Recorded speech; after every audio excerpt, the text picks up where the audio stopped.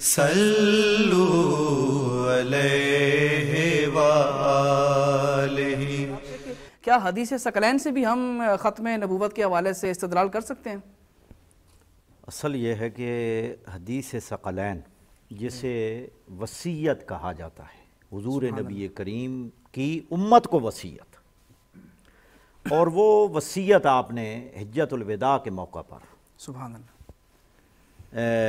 خطبہ غدیر میں بیان فرمائی، اور پھر متعدد مقامات پہ اس وصیت کو اپنی امت کے لیے بیان فرمایا، اور کہا کہ میں عن قریب جانے والا ہوں، جی، میں انی تارکن فیکم خلیفتین فیکم امرین فیکم ثقلین سبحان اللہ، فیکم خلیفتین الکاملتین، یعنی مختلف یعنی کہ الفاظ الفاظ بدلتے میں، رہے ہیں، یعنی مفہوم وہی رہا تشریح ہے۔ کی حضور نے کہ اور ثقلین شاید کا کیا معنی ہے؟ خلیفتین، یعنی اس سے ثابت ہوا کہ نبوت ختم ہے، خلیفوں کا سلسلہ شروع ہے۔ سبحان اللہ، ثقلین دلیل ہے، یعنی ثقلین کی وضاحت حضور نے تشریح کیا فرمائی؟ خلیفتین۔ امرین کی تشریح خلیفتین۔ زبردست مسلمانوں کی، یعنی مسلمانوں کی طرف سے زبردست دلیل ہے حضور نبی کریم صلی اللہ علیہ وآلہ وسلم کی وصیت، جسے حدیث ثقلین کہا جاتا ہے، اور یہ ہے بھی متواتر معنوی، متواتر معنوی کا درجہ معنوی ہے، اور اس کی تمام اسناد صحیح ہیں، سندیں بھی ٹھیک ہیں، اور اس میں حضور نے فرمایا کہ میں اپنے، یعنی میں جا رہا ہوں، جی، اور میں تمہارے درمیان دو بھاری چیزیں، گراں قدر چیزیں چھوڑے جا رہا ہوں، اور وہ کیا ہیں؟ کتاب اللہ و اطرتی اہل بیتی، سبحان اللہ، میری دو چیزیں، یعنی میرے دو یہ خلیفے ہیں، ایک کتاب ہے میری، کتاب کے بعد کوئی اس کتاب کی مثل کوئی کتاب نہیں آ سکتی، اور نہ اس کتاب کا کوئی کتاب مقابلہ کر سکتی ہے، اور دوسرا یعنی ثقل ثانی وہ ہے میری اطرت اہل بیت۔ سبحان اللہ، جس طرح قرآن کا کوئی مقابلہ کتاب نہیں کر سکتی، اسی طرح میری اطرت اہل بیت کا کوئی مقابل نہیں، کوئی یعنی ان کا مقابلہ نہیں کر سکتا، ان کے یعنی برابر نہیں ہو سکتا، تو یہ دونوں میرے خلیفے ہیں۔ یہ زبردست دلیل ہے یعنی ختم نبوت کی۔ اور اس کے بعد فرمایا کہ اگر تم ان کا دامن پکڑو گے، ان سے یعنی تمسک رکھو گے، ان کی پیروی کرو گے، لن تضلوا بعدی، میرے بعد ہرگز گمراہ نہ ہوں گے۔ اسی لیے تو ہم نے اپنے پروگرام لہذا کا ثابت ہوا، ثقلین کی روشنی میں ہم نے دیکھنا ہے، ثابت ہوا کہ حضور کے بعد نہ کوئی نبی آ سکتا ہے، نہ کوئی دوسری کتاب آ سکتی ہے، ایک قرآن ہے اور ایک اطرت اہل بیت ہے۔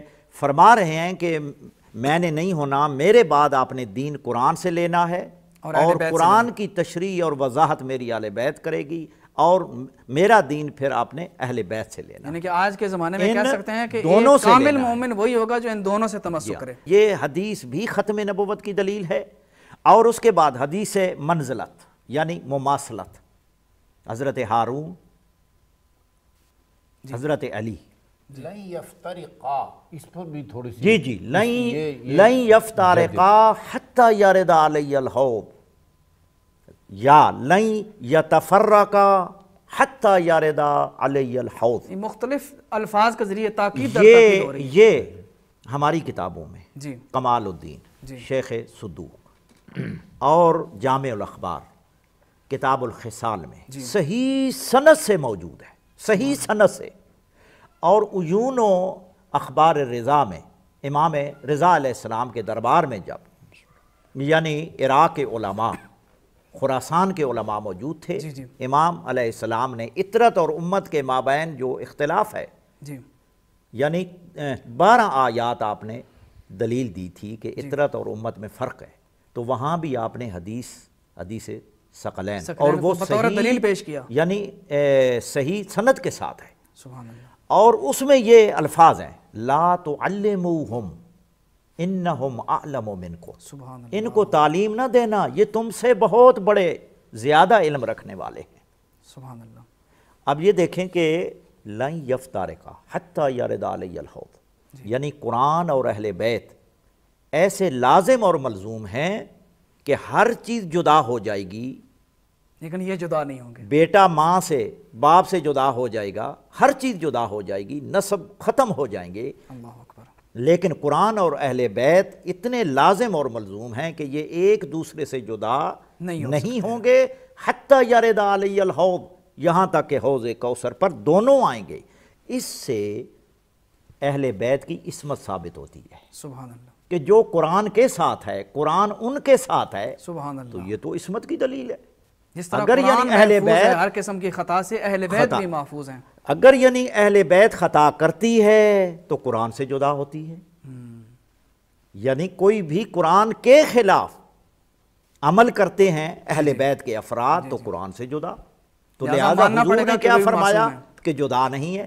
یہ یعنی دلیل ہے عصمت کی۔ اور لن تضلوا، ہرگز گمراہ نہیں ہوں گے، ان کی پیروی کریں گے تو، لہٰذا ان کی پیروی ہی میں ہدایت ہے، ان کی تعلیمات سے انحراف کرنا ضلالت و گمراہی کا ماشاءاللہ آپ نے بہترین طریقے سے بیان کیا کہ حدیث ثقلین ائمہ کی عصمت پر بھی ایک بہترین ثبوت ہے اور ختم نبوت پر بھی ایک بہترین دلیل ہے۔